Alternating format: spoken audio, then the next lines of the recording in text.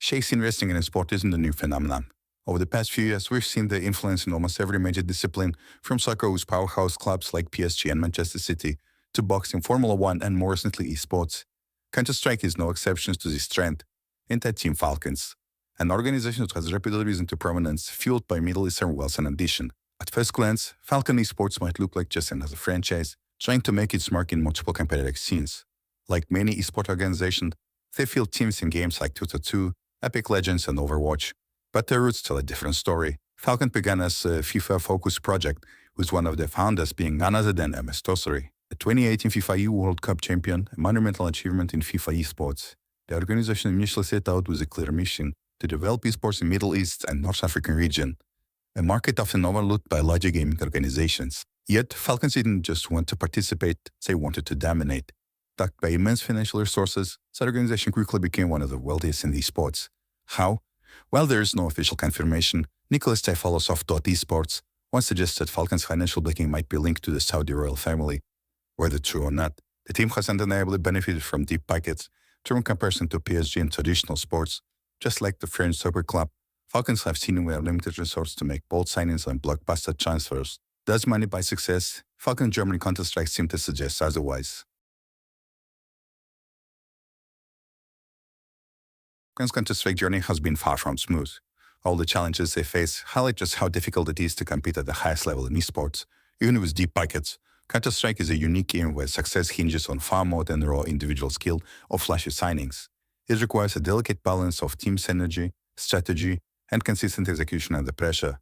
This is where Falcons have struggled to find their footing. One of their most high-profile moves was the temporary acquisition of Simple, a legendary figure in Counter-Strike and one of the most tech-rated players in the game history. His loan to Falcons was met with huge excitement among fans, as it seemed like a turning point for the organization, a chance to elevate their gameplay to world-class standards. However, the loan was short-lived and ultimately didn't yield the results they had have hoped for. Despite his incredible talent, Simple addition felt more like a temporary patch than a long-term solution. The lack of chemistry between him and the rest of the roster, coupled with the team's ongoing structural issues, meant that even one of the greatest players couldn't fix the deeper problems within the lineup. But why did this happen? Falcons' approach of making high-profile signings seemed to have backfired. In Counter-Strike, team cohesion is often more important than raw star power. Even the best individual player can't carry a team without proper communication, strategy, and the shared goals. Constant roster changes disrupt this cohesion and make it difficult for players to trust one another in high-pressure situations. It's a recurring issue in esports, but Falcons seem to have fallen into this trap harder than most. Their struggles echo those of PSG in soccer, a team that has also relied on superstar signings without always achieving their ultimate goals. While the comparison is fair, Counter-Strike poses additional challenge due to its tactical nature. Unlike in soccer, where individual brilliance can sometimes win games, Counter-Strike demands an unified approach. Teams need to practice together for months, sometimes years, to develop the kind of synergy required to compete at the top level. Downfall of Falcons' Counter-Strike roster highlights a simple truth that should improve on times and times again. 1 year alone doesn't guarantee success. In Counter-Strike, much like traditional sports, chemistry and synergy often outweigh raw talent. You can have a roster stacked with the best individual players in the world, but if they don't work together, the results will come. This is a lesson that here in PSG, the aforementioned soccer giant has learned the hard way. Despite signing superstars like Messi, Neymar, and Mbappe, PSG has struggled to achieve the ultimate prize in European football, the Champions League. Similarly, in Counter-Strike, Falcons' big-name signings didn't translate into the dominance they had hoped for. Counter-Strike's competitive nature requires more than just individual skill. It's a game of strategy, communication, and trust. Teams need to have deep understanding of their playstyle and tactics, and every player must be on the same page.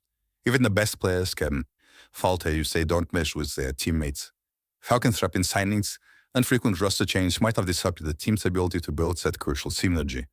Unlike in Dota 2 or Apex Legends, where individual brilliance can sometimes carry a team, Counter-Strike demands a unified approach, a team with less talent but better teamwork can often outperform a star-studded lineup. With their roster in disarray, Falcons now face a critical rebuilding phase. Recently, rumors and reports have suggested that Nico, one of the best rifles in Counter-Strike history, may be on the verge of joining Falcons. If true, this move could signal a fresh start for the organization. Nico is not just a skilled player. He is a leader with a deep understanding of the game. His experience and tactical knowledge could be exactly what Falcons need to stabilize their lineup and begin building a cohesive team. However, question remains, Team Nico's rife in the rosters that have been so turbulent. Will Falcons finally prioritize team chemistry and long-term planning over quick solutions? And most importantly, will the addition of Nico be enough to elevate the team to the level they aspire to reach? Falcons' struggles in Counter-Strike are stark reminders that success in esports requires more than just money. While their ambition and resources are undeniable, their path forward depends on whether they can learn from their mistakes and build a team that plays like a cohesive unit.